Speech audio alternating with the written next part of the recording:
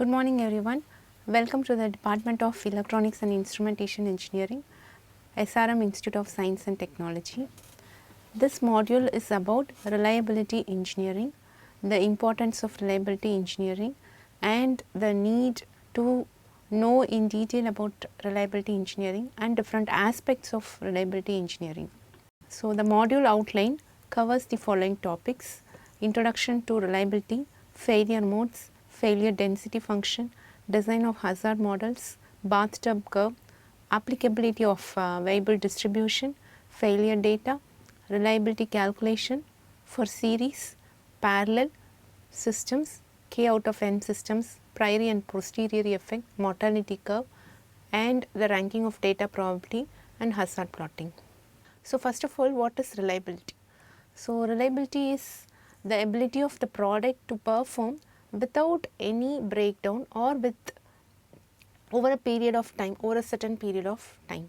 So, when we buy a product from the market, we ensure that it lives to the maximum lifetime or it operates during the maximum lifetime without any kind of failures or without any kind of breakdown.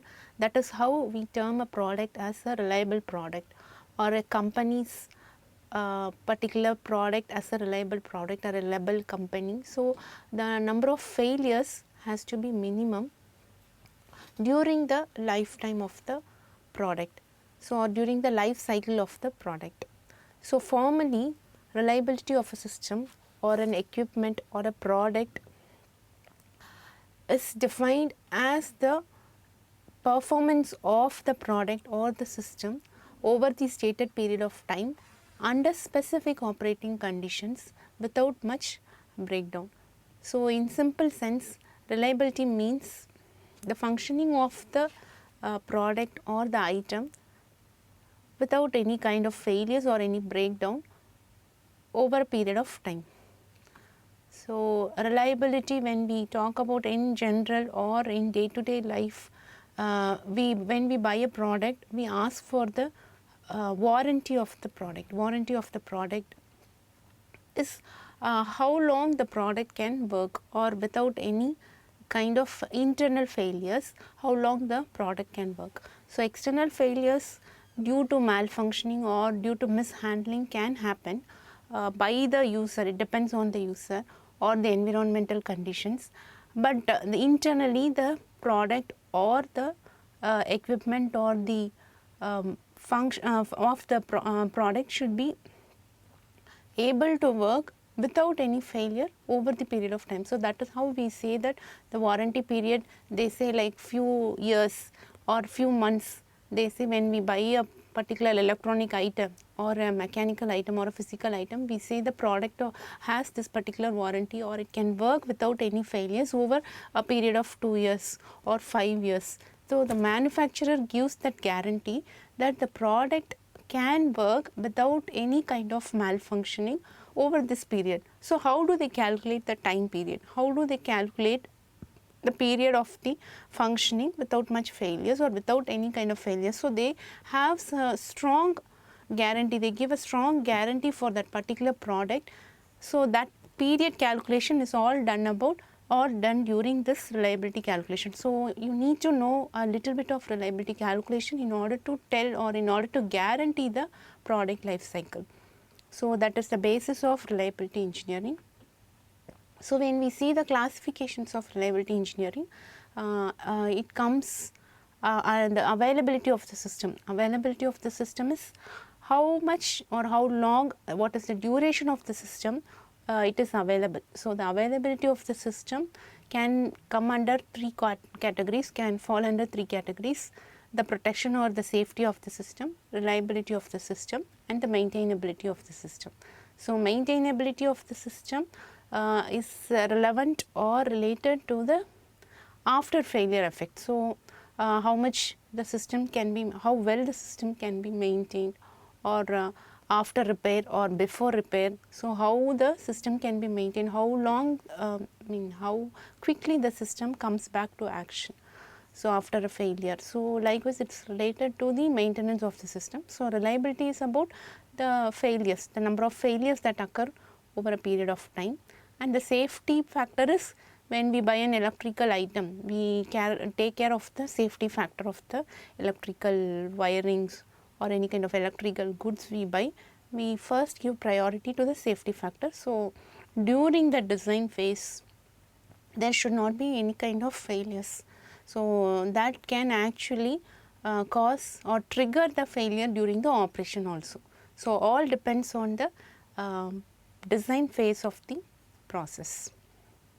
So, in this slide we see about the different terminologies that are associated with reliability. So, reliability, availability and predictability. So, what is reliability? So, reliability we just now saw, it is the ability of the system to function without any kind of failure, or even before a failure occurs or even a breakdown occurs.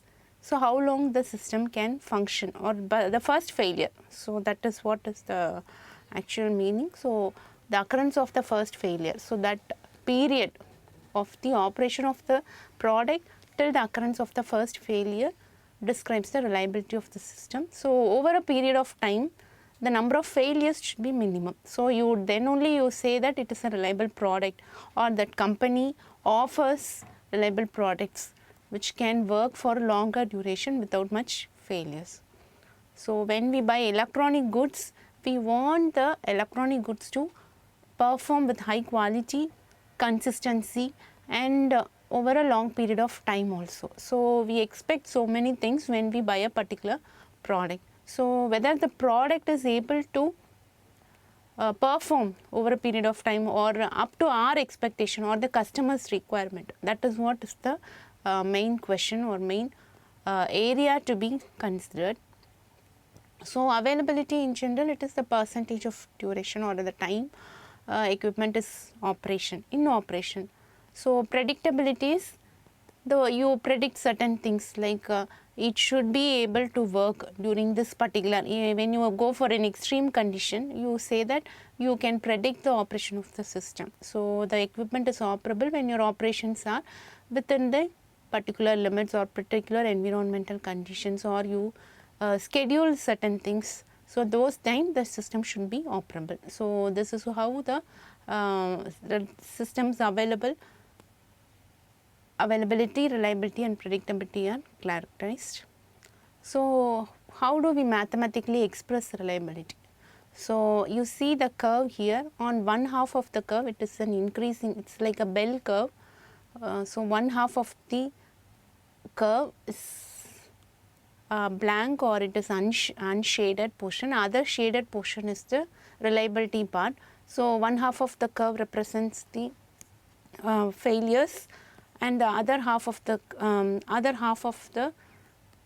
curve represents the reliability of the function. So, as you see, the downward curve represents the number of failures. The failure rate should reduce as the time increases. So, it is a function of t versus f of t.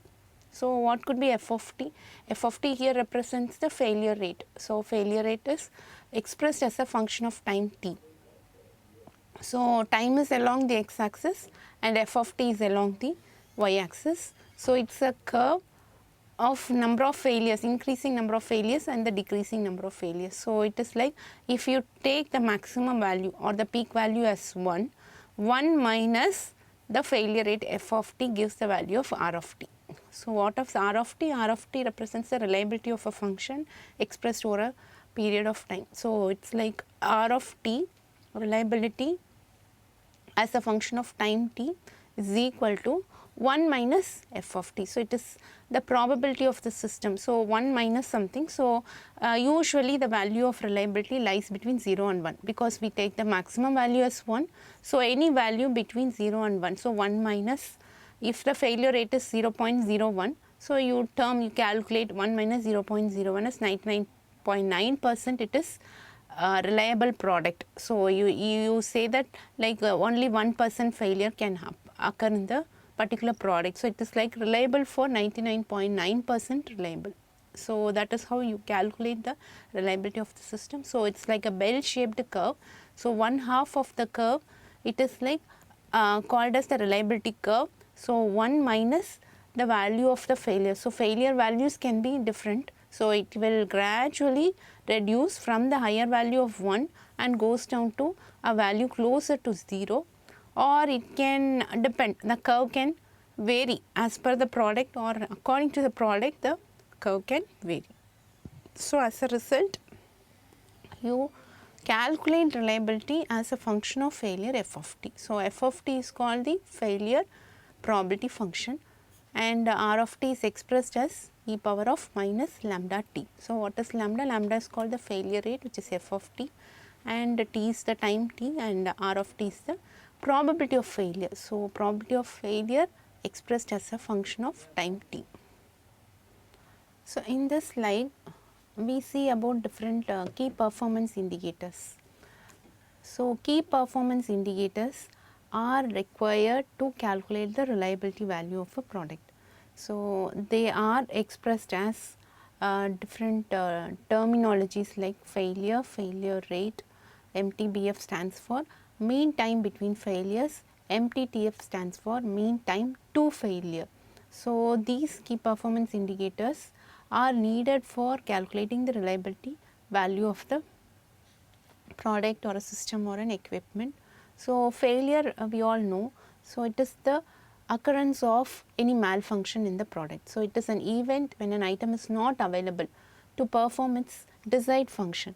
So, as a result of it, there is a small break, or there is a breakdown, or there is a non-availability of the system due to several reasons at specified conditions, and it can also be a permanent failure, or it can be a repairable failure, which means certain items are repairable items, certain items are non-repairable items.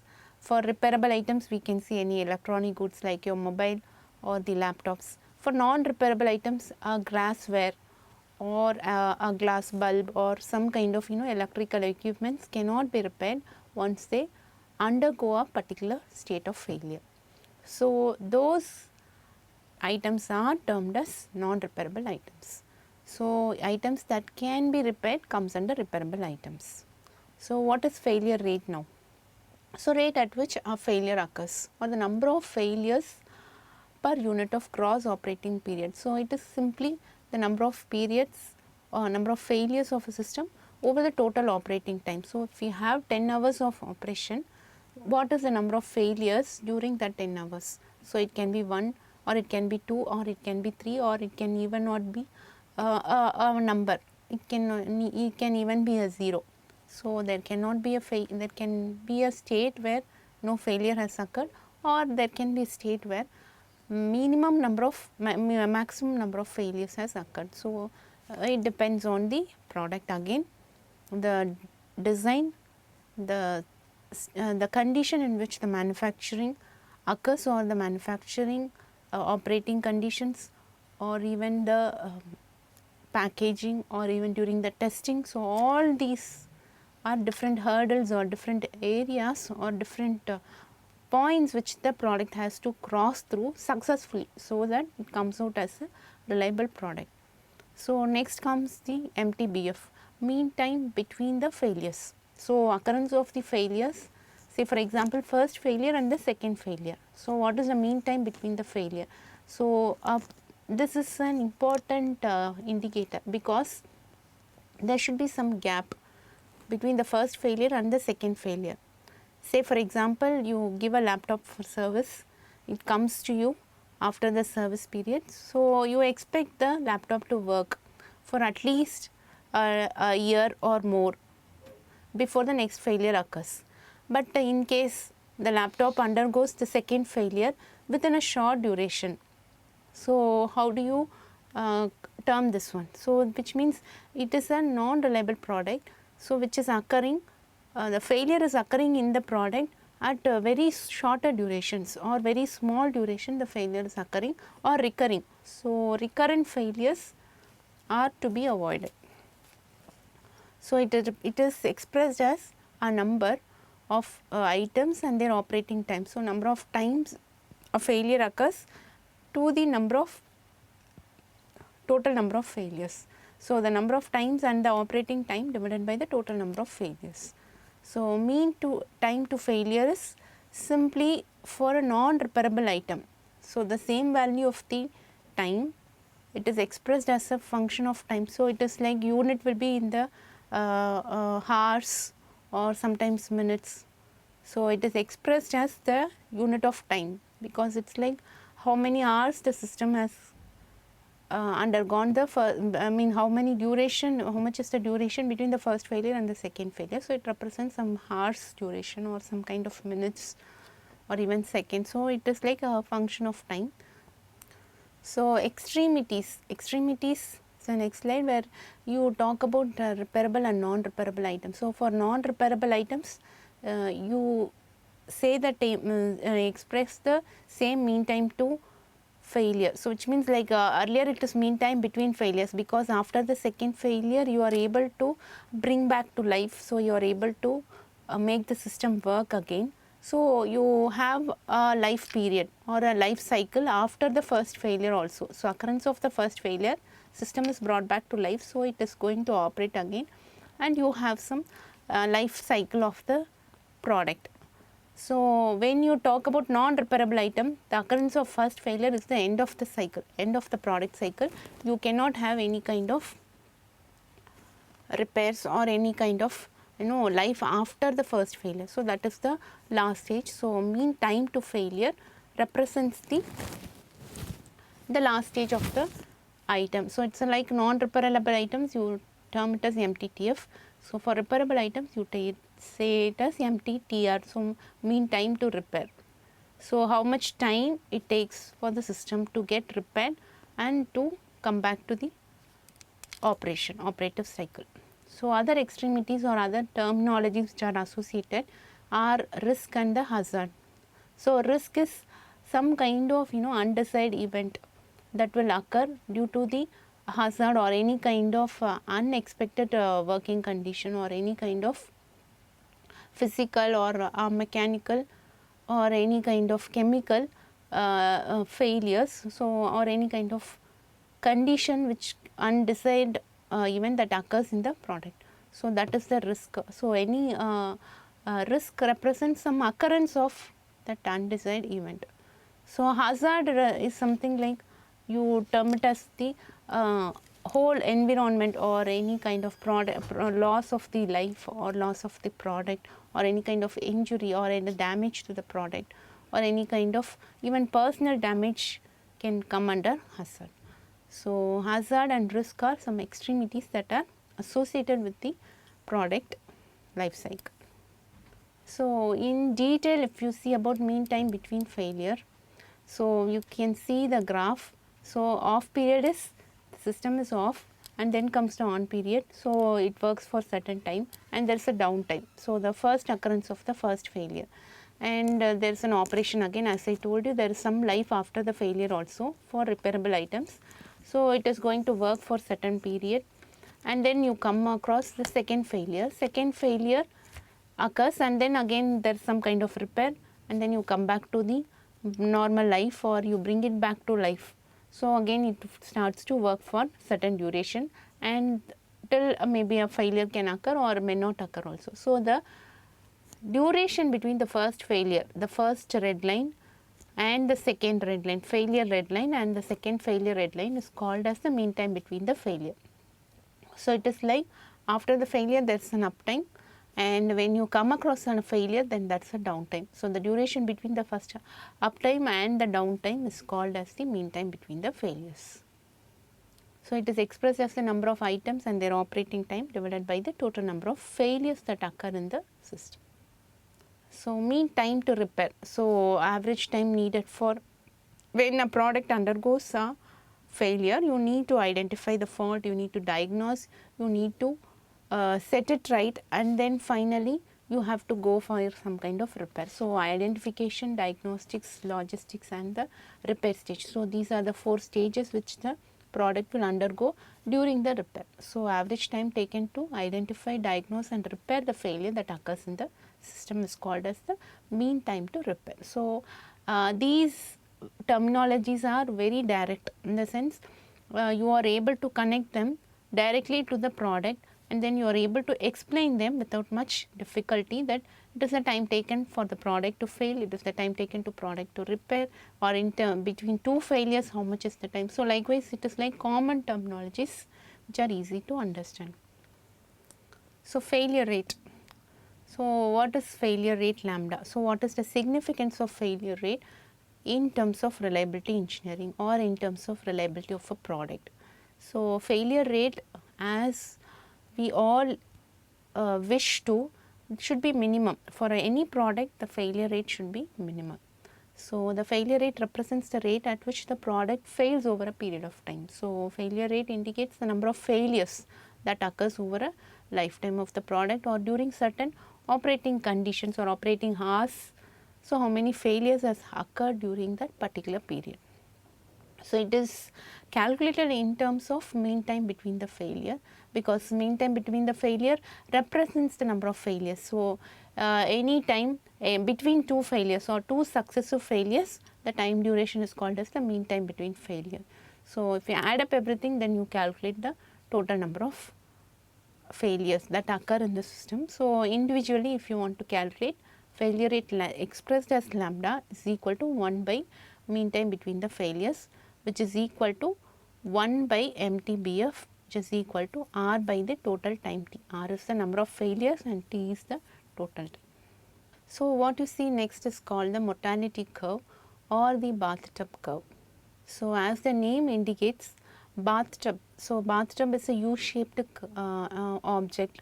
So, the curve also looks similar to the bathtub. So, it is termed because of the shape of the curve. So, the shape of the curve is similar to the bathtub. So, you can see the two pictures, picture 1 and the picture 2. So, the similar to the structure of a bathtub. So, it is a particular shape of the failure rate graph or the mortality rate. Mortality here represents the failure rate of the product. So, resembles the shape of the bathtub. So, that is why they call it as mortality curve or the bathtub curve.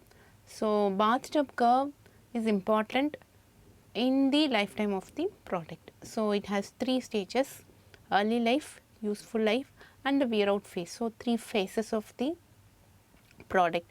So, it is a curve between the time and the failure rate. So, failure rate is along the y axis.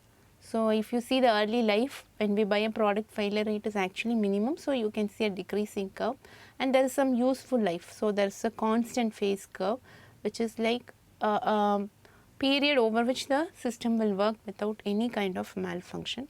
And then what happens over a period of cycle, there can be a chance of failure. So, what happens is there can be increasing number of failures during the last phase of life, which is called the wear out. So, it is similar to human life cycle also. We have the early stage or adolescent, adult stage, and then you have the middle stage or in the 30s, 40s and 50s.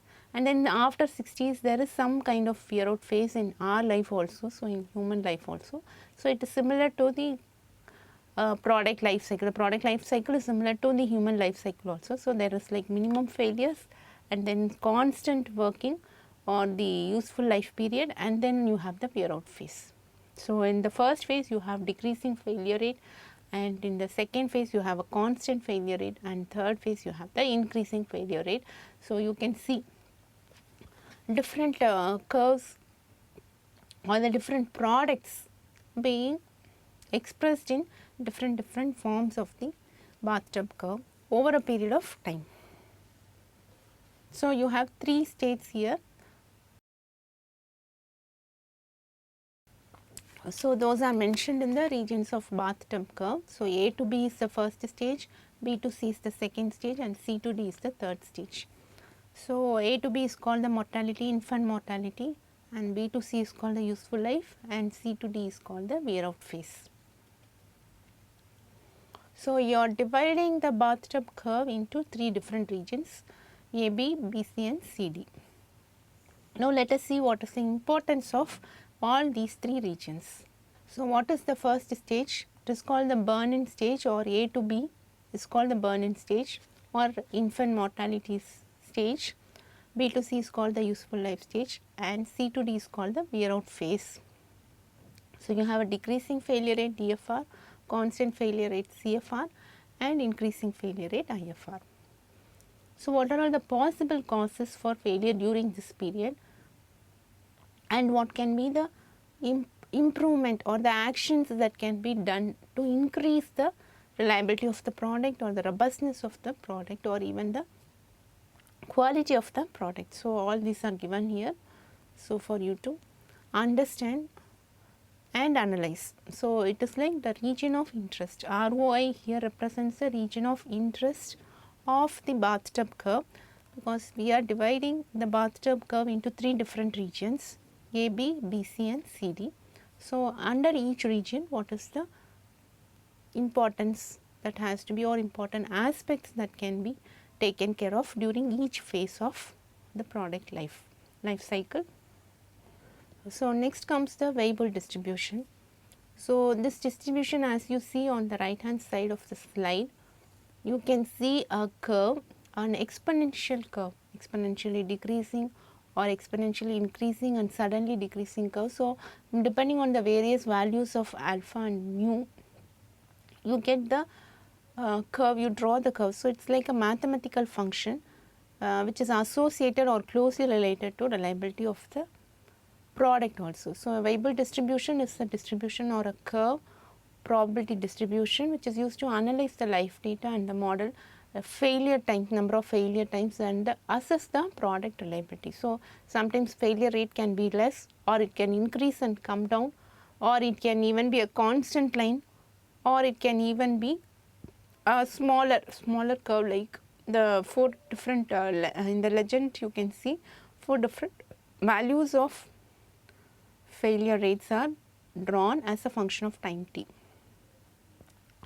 So, Weibull distribution is mainly used in reliability analysis and life data analysis, because it is able to adapt to different situations. So, why we choose Weibull distribution for analyzing reliability is, as I said, reliability is expressed as an exponential function of lambda t. Why there is a negative sign? Because it is a decreasing curve, as we saw in the previous slide, where I showed you the decreasing values of reliability as a function of time t. So, 1 minus f of t. So, that curve, that particular bell shaped curve. So, there is a decreasing values of failure. So, that is why lambda has a negative sign here.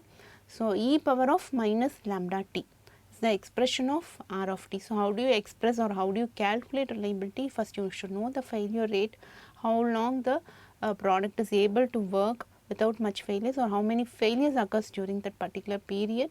They calculate and then multiply with the time t, operating time t, then take the exponential value of it. So, e power of minus lambda t gives you the reliability of the product. So, that is how they term the reliability in terms of some percentage. Say for example, this much, if you express it into 100, if you multiply by 100, then you express this as a percentage of reliability. So, you say 99% reliable or 100% reliable, or it is like 50% reliable. So, how do you express that as percentage?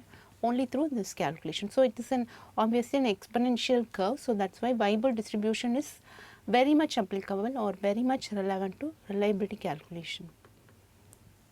So, examples of Weibull distribution, you talk about warranty analysis, components used in the factory like electrical, mechanical, electronic goods.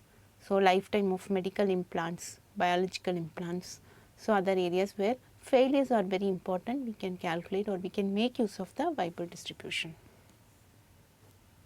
So, next comes the different types of reliability systems. So far we saw about what is reliability, what are all the key factors associated with reliability, how do you calculate reliability, and what are all the function terminologies associated with the reliability. Now, moving on to the next, we have different types of systems, series, parallel and hybrid. So, as the name suggests, series means 2 systems are connected in series, parallel means 2 systems are connected in parallel fashion, and the hybrid is combination of series and parallel. So, what you see here in the picture, first example is series. So, series means one after the other. So, which means the output of the first function is now connected to the second function.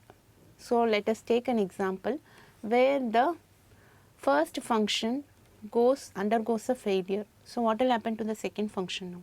Second function cannot work at all because it is expecting or it is dependent on the first function. So, now you assume two tanks that are connected in series or connected one after the other. So, the output of the first tank is now the input to the second tank. So, you are giving some water flow to the first tank. So, first tank is now full. Imagine some malfunction occurs in the outlet valve or outlet to the outlet of the first tank. So, will there be any water flow to the second tank? No, isn't it? Because there is no input at all.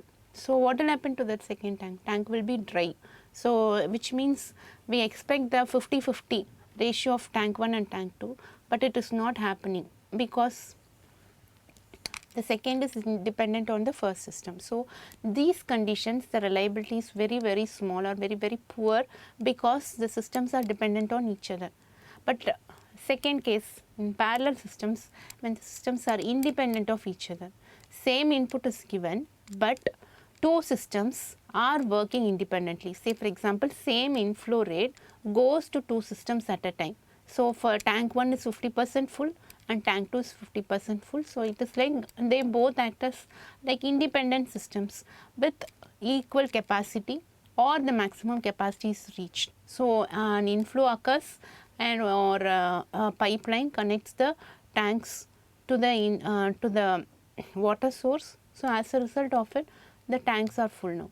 So, you can expect any one tank be available all the time. So, you can either tap the output from tank 1 or you can tap the output from the tank 2. So, they are independent of each other. So, in these systems, in parallel systems, the reliability is 100% because they are not dependent on each other. Hybrid, certain cases you may need to go for hybrid model. So, you can go for a series combination of two or more parallel systems. So, that is what is shown here. 1 and 2 are in parallel, 3 and 4 are in parallel, but there is a line connecting these two. So, sometimes there can be a need for connecting the systems like this also. So, in that case we go for hybrid. So, you can calculate the reliability as per the functions. So, how do you calculate the reliability? Again, just now I said, so we take the reliability of the individual system. When you take the product of it, then you when you combine the product of individual systems, then you calculate the series reliability. So, which means product reliability of the system when the systems are connected in series, reliability of the system when the systems are connected in parallel. So, first step is the reliability of the individual system is to be calculated. So, say for example, 0.98 will be the reliability of the first system. Then 0.99 will be the reliability of the second system. So, when you take the product of it, so that gives the total reliability. So, 0.98 into 0.99 that gives the reliability of the systems when they are connected in series. Likewise, we need to calculate for other models also. So, manner in which the systems are connected, that has to be identified. You have to thoroughly understand whether it is a series reliability or a parallel reliability or a hybrid reliability, and based on that you calculate the reliability by applying the rules. There are certain rules or formulas available to calculate the reliability of the system when they are connected in series, when they are connected in parallel or even in hybrid. So, we see the calculation in detail now. So, we have a series combination. Series combination is when the products are connected in series to each other or one after the other or they are dependent on each other. So, in series configuration the elements are arranged in series one after the other. So, there are n units connected in series. So, for the successful operation of the entire system you need to ensure, because they are connected in series, they are connected one after the other. So, output of the second system is now dependent on the first system. Same way output of the third system is now dependent on the second system. So, we need to calculate the individual reliability of the system. So, the system reliability P of S, capital P of S is expressed as the product. So, P of x1 represents the first component reliability. Same way like as I said 0.98 can be the reliability. Then you take the second component's reliability is probably 0.99, or the third component. Likewise, you take the product of n number of systems connected in series and then you express it as the final reliability, which is the multiplied value or the product of the overall connected systems. So, this is how you calculate the reliability when they are connected in series. So, the first model is model 1. So, the next model is the parallel system. So, the systems are connected in parallel fashion. So, you can see a number of units that are connected in parallel to each other. So, they have a common input and a common output, but they are not dependent on each other. They only depend on the input, and they whichever input, whichever device which you are choosing, that particular output will particularly come out from the output line. So, you can have some kind of switches to choose the system. If you want the output from the first system, you put the switch to the first system. If you want the output from the second system, you turn the switch to the second system. Likewise, you can have a short circuit and then you can tap the output from the respective systems. So, what will be the total probability? Like the total system probability P of s is equal to 1 minus of P of x the whole power n. So, what is n here? N represents the total number of systems that are connected here. So, if you have 10 systems, n will be 10. So, the probability will remain the same, P of x will remain the same for individual unit. So, you calculate 1 minus P of x and then you take the power to the power of n, how many ever connected, you take it and then you take the final reliability P of s equal to 1 minus this particular value. So, this is the second model. So, a small numerical that is associated with the series systems and the parallel system is here. So, let us take an example where 10 identical components are connected in series. So, the reliability is 0.95, determine how good each component can be. So, now we have been given that the systems are connected in series. So, I hope you remember the value of system reliability from the previous slide. So, when they are connected in series, you need to multiply the individual reliability. So, 0.95 into you have to multiply 0.95 because there are 10 products connected. So, it is like p power 10. So, if you take 0.95 multiply 10 times, you get 0.9949 as the total reliability of the system. So, this is first numerical. So, in the second numerical, an example where the systems are connected in parallel. So, consider a system consisting of 3 identical units connected in parallel. So, the unit reliability factor is 0.9. So, which means there is a common reliability factor which is 0.9 given here. So, if the unit failures are independent of one another and if the successful operation depends on the satisfactory performance of any one unit, calculate the system reliability. So, it is given clearly that systems are connected in parallel and the reliability is also given as 0.9, some particular number, some value, some random value can be given. So, here it is given as 0.9. So, now how to calculate the reliability when they are connected in series? Previous slide again I showed you an example for the formula. So, 1 minus of 0.9 and take the total number of systems. Since they have given 3 identical units, 1 minus 0.9 the whole power 3 will give you a number. You take 1 minus of the value because that is how you calculate the reliability. So, reliability is a number between 0 and 1. So, you take 1 minus of this particular value to calculate the final reliability. So, that comes to around 0.99. So, you express this as percentage 99.9% reliable. So, systems are 0.99 or systems are 99.9% reliable. So, probability of the individual unit is only 0.9, but the overall reliability has increased. If you can see from 0.90 it has increased to 0.999. So, almost close to 1, which means like 100% reliable. So, that is how the systems in parallel are having very high probability or a very good probability rather than systems connected in series. So, next topic is redundancy. So, when we talk about reliability, we talk about an individual product, so an individual unit. So, what happens when you have a critical systems or a critical function or a critical unit, we should actually have a backup. So, redundancy is in normal terms or in day-to-day life, you call the backup process or the backup unit as the redundant unit to the first unit. So, whenever something happens to the main unit or the critical server, then this backup server will come into action. So, taking care of the data so that the critical devices can be saved from any kind of loss of data. So, even our household we have a backup.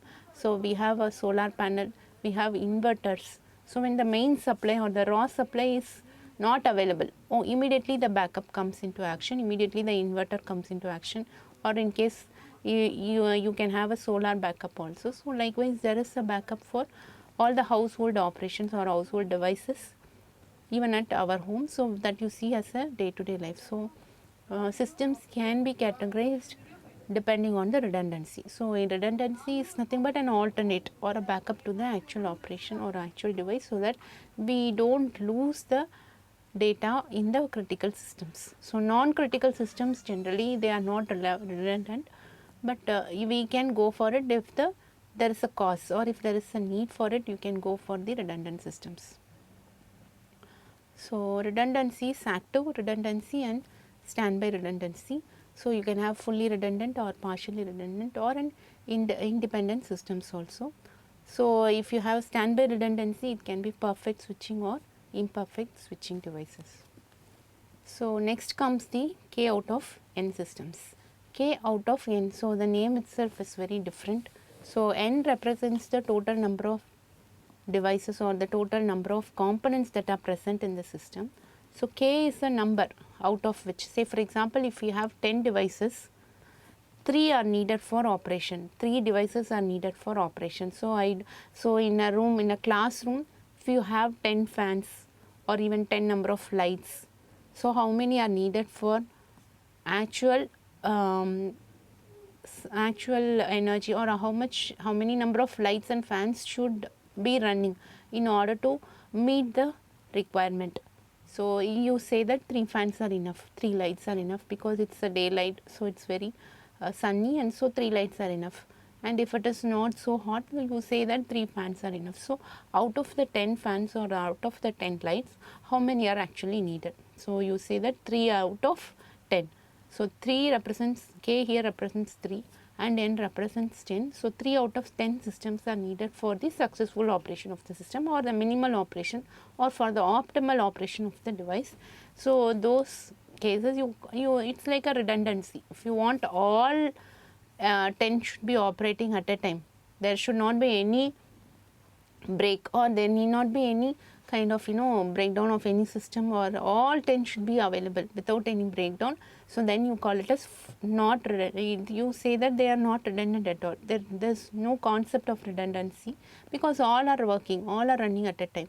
But when you say about K out of N systems, you say that that is a redundancy. So, if my 3 fans and 3 lights, any one of them go wrong, or any one of them fail, then I go and switch on the fourth light and the fourth fan, so that 3 systems are continuously available. So, in that case you say partially redundant.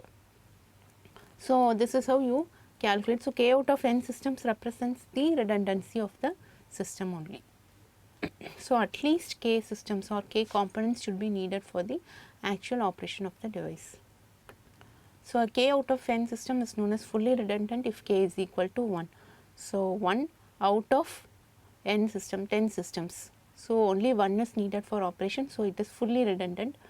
If K is equal to N, so if say for example, as I said, all 10 fans, all 10 lights should be running. There should not be any breakdown of the other component, then you call it as a non-redundant. There is no concept of redundancy, you call it as non-redundant. If K is a value between 1 and the N is the maximum number, so K lies between 1 and N, then you call it as partially redundant. So, the example which I gave you just now, which is like 3 out of 10 devices, 3 out of 10 fans or lights are nothing but a partially redundant systems. So, if K is equal to 1, then you call it as a fully redundant system. When K is equal to N, then you call it as a non-redundant system. If it is a number between 1 and N, then you call it as partially redundant systems. So, next comes the safety part of reliability. So, hazards and risk are some kind of extremities which occur in the lifetime of a product. So, a hazard is a dangerous phenomenon. It can be a substance or a human activity that can cause loss of life, sometimes loss of injury, or even a loss of properties, or even the device or the system at all, or even it can cause some kind of damage to the environment also. So those cases, the hazards are affecting in larger numbers when it causing a damage to the environment. If it is to a particular unit, the hazard can be somewhat minimum. So, if it is in a larger scale, there is a loss of lot of material damage. So, it falls under 4 main categories: physical, chemical, biological and ergonomic. Ergonomic is related to the design of the device. So, biological are extremely dangerous, which means like a biological hazard is something like a coronavirus, where there was some risk with respect to a biological species. So, employees who are working in hospitals, laboratories, they are at higher risk when compared to other people. So, physical hazard is some kind of noise or some kind of radiations or some kind of physical effects that are associated with that particular device. So, those particular in that people working in that particular environment are prone to this kind of hazard. So, ergonomic is some kind of design. So, a chair or a lighting system or some kind of damaged electrical system. So, those kinds are actually causing some kind of physical injury or a material injury. So, they are like they cause some kind of ergonomic design.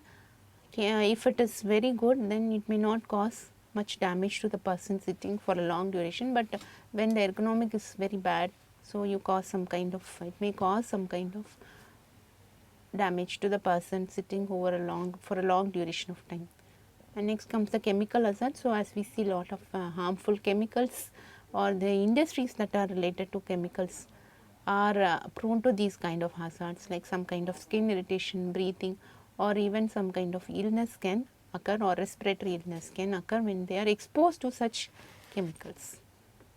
So, next is the last slide, which is like what are all the safety precautions that we need to take care when we are exposed to such hazards. So, you need to follow a proper dress code, you need to wear the safety gear, safety helmets, protections, everything, and you need to work on a safe environment. So, you should not touch a live wire or a live equipment. You should be responsible for your safety. When every one of us are responsible for the safety, the whole environment becomes very safe. So, maintain a clean workspace, follow the work procedures, learn how to act in case of an emergency. So, in case of an emergency, you should know what is the exit path.